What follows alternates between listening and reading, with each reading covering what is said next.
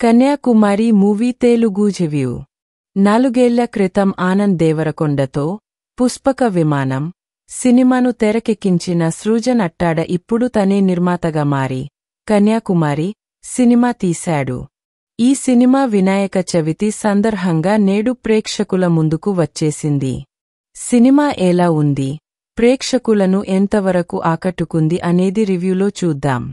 కథ విషయానికొస్తే, శ్రీకాకుళం జిల్లా నరసన్నపేట తాలూకాలోని పెంటపాడు అనే ఊరికి చెందిన తిరుపతి అలియాస్ శ్రీచరణ్ రాచకొండ పక్క ఊరిలో తనతో పాటు కలిసి చదువుకునే కన్యాకుమారి అలియాస్ వీత్ సైని ని చిన్నప్పుడే ఇష్టపడతాడు. ఆ తర్వాత రైతు నవ్వాలని ఉద్దేశంతో చదువు ఆపేసిన తిరుపతి వ్యవసాయం మొదలు పెడతాడు. కన్యాకుమారి మాత్రం సాఫ్ట్వేర్ ఇంజనీర్ అవ్వాలని ఉద్దేశంతో డిగ్రీ వరకు చదువుకుని సాఫ్ట్వేర్ ఇంజనీర్ అవ్వలేక పట్నంలో ఒక బట్టల కొట్టులో సేల్స్ గర్ల్గా పనిచేస్తూ ఉంటుంది. కన్యాకుమారికి పెళ్లి సంబంధాలు చూస్తుంటే, కన్యాకుమారి అబ్బాయి జాబ్ చేయాలి, నన్ను సాఫ్ట్వేర్ ఇంజనీర్ చేయాలి, సిటీలో ఉండాల అని కండిషన్స్ పెడుతుంది. తిరుపతికి ఏమో రైతు అని పెళ్లి అవ్వదు. అనుకోకుండా తిరుపతి ఫ్రెండ్ వల్ల కన్యాకుమారి తిరుపతి కలుసుకుంటారు. తిరుపతి మళ్లీ పాత ప్రేమని బయటకి తీసి కన్యాకుమారి వెంట తిరుగుతాడు. కన్యాకుమారి మాత్రం తిరుపతి రైతు అని పట్టించుకోదు. ఎలాగోలా తిరుపతి ఆమె వెనకాలే తిరిగే ప్రేమలో పడేస్తాడు. కాని ఆ ప్రేమ బయటపడేలోపే తను సాఫ్ట్వేర్ ఇంజనీర్ అవ్వడానికి సపోర్ట్ చేస్తారన్నారని కన్యాకుమారి ఇంట్లో చూసిన సంబంధానికి ఓకే చెప్తుంది. కనీసం నీకు ఉద్యోగం కూడా లేదు అని తిరుపతిని ప్రశ్నిస్తుంది.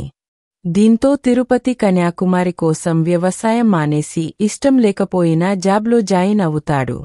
మరి కన్యాకుమారి పెళ్లి ఏమైంది? తిరుపతి కన్యాకుమారిల ప్రేమ ఫలించిందా? తిరుపతి వ్యవసాయంలో సెటిల్ అయ్యాడా? కన్యాకుమారి సాఫ్ట్వేర్ ఇంజనీర్ అయిందా? ఇవన్నీ తెలియాలంటే సినిమా చూడాల్సిందే. సినిమా ఎలా ఉందంటే, కథగా చెప్పుకోవాలంటే ఇది కొత్త కథ ఏమీ కాదు. ఊరిలో వ్యవసాయం చేసుకునే అబ్బాయి ఉద్యోగం చేసుకునే అమ్మాయి వెంటపడటం, ఆ అమ్మాయి మాత్రం సాఫ్ట్వేర్ ఇంజనీర్నే పెళ్లి చేసుకోవాలని ఉద్దేశంతో ఉండడంతో ఇతన్ని కాదని మరో పెళ్లికి సిద్ధమవుతుంది.